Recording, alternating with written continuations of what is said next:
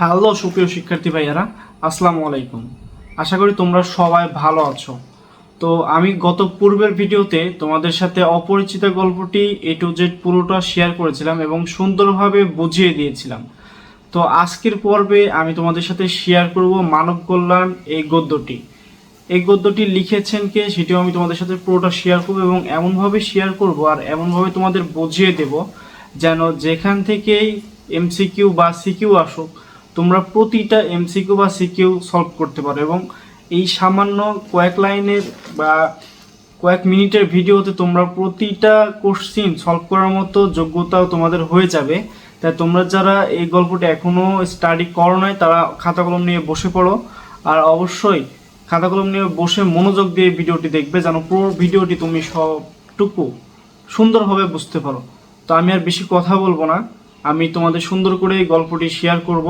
তো শেয়ার করার পূর্বে তোমাদের কাছে একটি রিকোয়েস্ট, তোমরা যারা আমার এই ভিডিওটি ফেসবুক থেকে দেখতেছো তারা অবশ্যই আমার পেজটিকে ফলো করে রাখবা। আর যারা আমার এই ভিডিওটি ইউটিউব চ্যানেল থেকে দেখতেছো তারা অবশ্যই আমার ইউটিউব চ্যানেলে লাইক করে দিবা এবং ইউটিউব চ্যানেলটিকে সাবস্ক্রাইব করে পাশে থাকা বেল আইকনটি বাজিয়ে দিবা যেন পরবর্তী সকল ভিডিও সবার পূর্বে তোমাদের কাছে পৌঁছায়। তো চলো আর দেরি না করে শুরু করা যাক।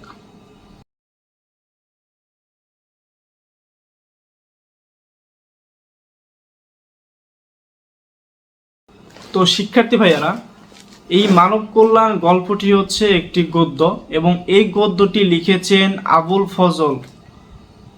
ফজল। উনি এই গদ্যটিকে এমনভাবে লিখেছেন যেন মানব কল্যাণটি আমরা যেভাবে বুঝি এই ধারাবাহিকতা না দিয়ে তিনি অন্যভাবে মানব কল্যাণকে ফুটিয়ে তুলেছেন।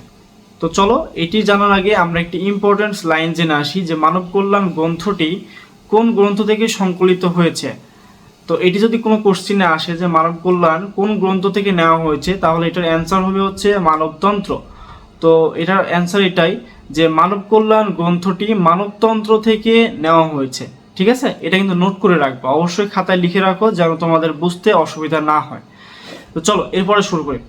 দেখো, মানব কল্যাণ গল্পটি আবুল ফজল উনি এমনভাবে লিখেছেন যেন মানব কল্যাণের যে আমরা যতটুকু বুঝি যে একজন মানুষকে হয়তো দান খয়রাত করলাম, একজন গরিব দুঃখী মানুষ আসলো আমাদের কাছে, আমরা তাকে দান খয়রাত করলাম, কিছু টাকা অর্থ তাকে দিলাম, এটাই হয়তো মানব কল্যাণ। আসলে মানব কল্যাণ বলতে কবি এমনটা বোঝায়নি। মানব কল্যাণ বলতে তিনি বুঝিয়েছেন একজন মানুষকে স্বাবলম্বী করে তোলা। কি বলতেছে আশা করি বুঝতে পারতেছো, মানে একজন মানুষকে শুধু টাকা পয়সা অর্থ দেওয়া মানে মানব কল্যাণ না, একজন মানুষকে সার্বিকভাবে তার আত্মমর্যাদা সম্পূর্ণ গড়ে তোলা এবং তাকে একজন মানে প্রতিষ্ঠিত হিসাবে গড়ে তোলা দেওয়ার মাধ্যমকে বলা হয়েছে মানব কল্যাণ। তো আমরা অনেকে কি করি, একজন গরিব দুঃখী মানুষ আসলে তাদেরকে অর্থ দিয়ে বা হয়তো হচ্ছে কিছু সাহায্য করে তাকে আমরা ভাবি যে আমি হয়তো একটা মানব কল্যাণ করে ফেললাম, বাট মানব কল্যাণ বিষয়টি হচ্ছে এমন না। মানব কল্যাণ বিষয়টি হচ্ছে আমি একজনকে এমনভাবে সাহায্য করব যেন তিনি পরবর্তীতে আর অন্য কারোর কাছে হাত না পাততে হয়। তিনি এমনভাবে তিনি এমনভাবে উপকৃত হবেন যেন তিনি ওই এক উপকৃততেই তার জীবনটা যেন সে ওইভাবে কর্ম করে অতিবাহিত করতে পারেন। এই হচ্ছে মানব কল্যাণ।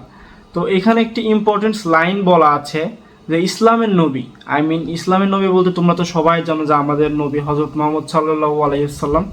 তো ওনার কাছে একজন মানুষ এসেছিল টাকা চাইতে, ভিক্ষা বলা যায় বলো। তো উনি তাকে এমনভাবে সাহায্য করেছিল যে সাহায্যের কারণে তিনি সারা জীবন তার জীবনটাকে আত্মমর্যাদা নিয়ে বাঁচতে পেরেছে। তো কিভাবে সাহায্য করেছিলেন, তিনি ওই ব্যক্তিকে একটি কুড়াল কিনে দিয়েছিলেন। আমরা যেটা দিয়ে ওই যে গাছ কাটি, দেখোই তো অনেক মানুষ হচ্ছে কুড়াল দিয়ে গাছ কাটে। তোমরা কুড়ালের একটা গল্প হয়তো শুনেছো। তো সেই কুড়াল কিনে দিয়েছিলেন। তো ওই ব্যক্তিটা সেই কুড়াল নিয়ে কিন্তু তার জীবিকা নির্বাহ করতেন পরবর্তীতে।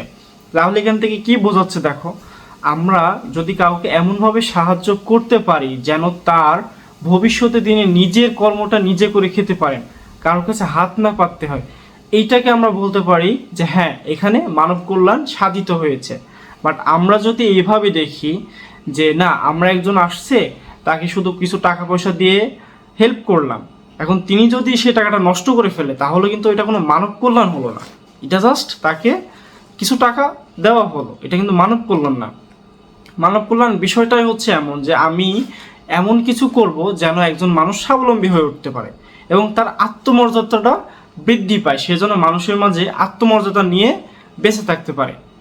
আবার দেখো অনেকে যারা হাত পাতেন, আবার যারা হচ্ছে অন্যের কাছে টাকা নেন, তারা কিন্তু কখনো আত্মমর্যাদা সম্পূর্ণ হতে পারেন না, কারণ তাদের একটা লজ্জা লাগে, তাদের নিজেদের মধ্যে মানুষের কাছে ছোট হতে হয়। আবার এই মানব কল্যাণ গদ্যের মধ্যে একটি গুরুত্বপূর্ণ ইম্পর্টেন্স কথা বলা আছে, সেটি হচ্ছে আমাদের নবী বলেছেন। কে বলেছেন? আমাদের নবী বলেছেন, হযরত মুহাম্মদ সাল্লাল্লাহু আলাইহি ওয়াসাল্লাম। তো উনি বলেছেন সবসময় নিচের হাতের থেকে উপরের হাত শ্রেয়।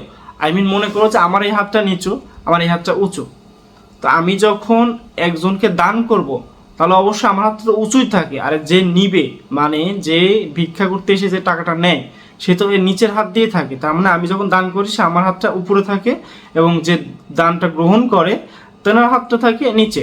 তো নবীজি এটা বলেছেন যে সব সময় নিচের হাত থেকে উপরের হাত শ্রেয়। বুঝতে পেরেছো কথা?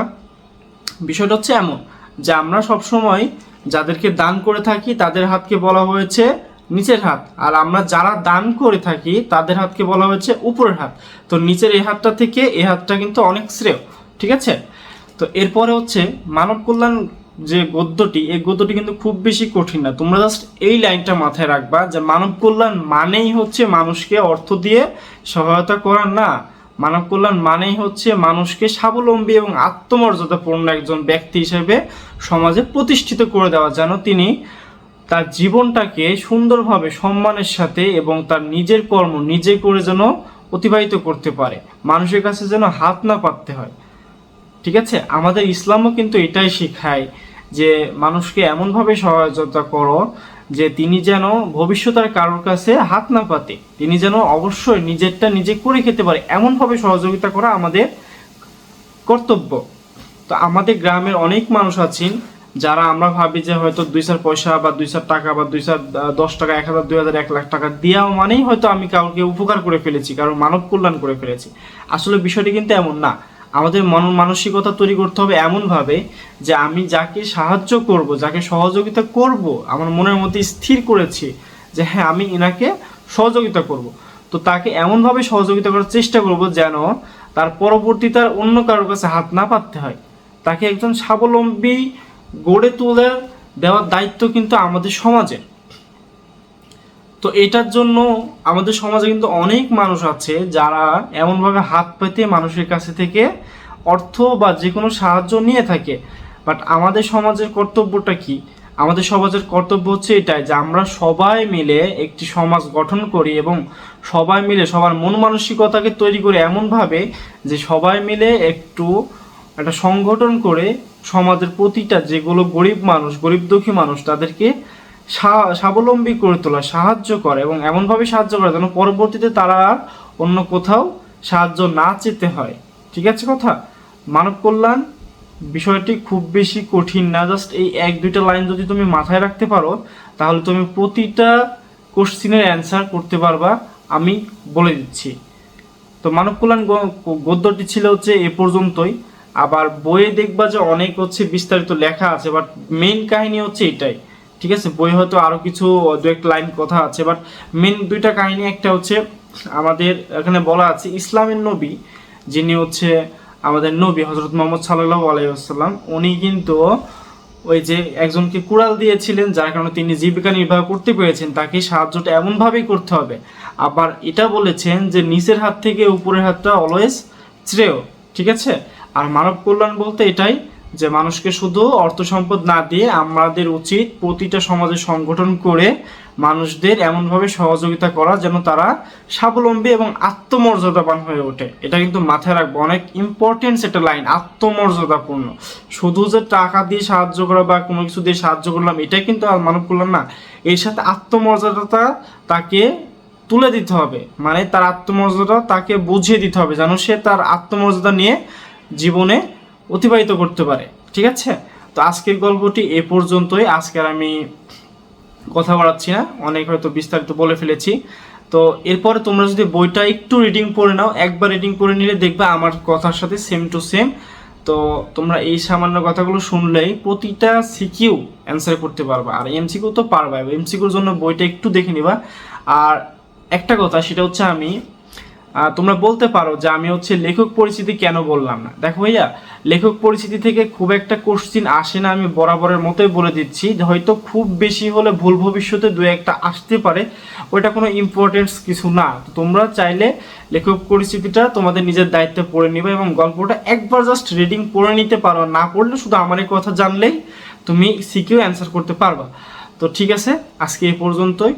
সবার জন্য শুভকামনা, সবাই পড়াশোনা করো, কারণ এইচএসসি সিলেবাসটা কিন্তু অনেক হার্ড এবং অনেক বড়, শেষ করতে তোমাদের অনেক কষ্ট করতে হবে, তাই এখন থেকেই শুরু করে দাও। আর অবশ্যই যারা ফেসবুক থেকে আমার ভিডিওটি দেখতেছো, অবশ্যই তোমাদের বন্ধুদের কাছে তোমরা শেয়ার করতে পারো, অ্যান্ড অবশ্যই ফলো দিয়ে রাখবা। আর যারা ইউটিউব থেকে দেখতেছো, তারা অবশ্যই ভিডিওতে একটি লাইক করে দিবা অ্যান্ড সাবস্ক্রাইব করে রাখো চ্যানেলটি, যেন পরবর্তী এমন সকল আপডেট ভিডিও তোমাদের সামনে সবার আগে আমি তুলে ধরতে পারি। তো ঠিক আছে, আজকের মতো এই পর্যন্তই। সবাইকে ধন্যবাদ। আসসালামু আলাইকুম।